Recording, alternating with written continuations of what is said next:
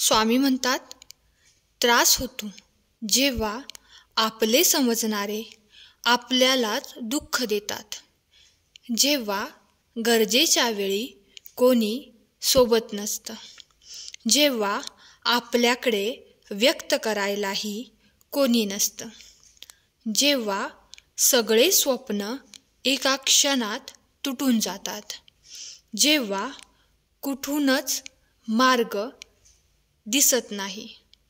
पण हाच त्रास तुम्हाला पुढील प्रवासासाठी अजून सक्षम बनवत असतो, कारण हेच अनुभव तुम्हाला पुढे खूप कामी येतात. पण ते तुम्हाला आता या क्षणाला नाही कळणार. म्हणून जे समोर आहे त्याला सामोरे जा.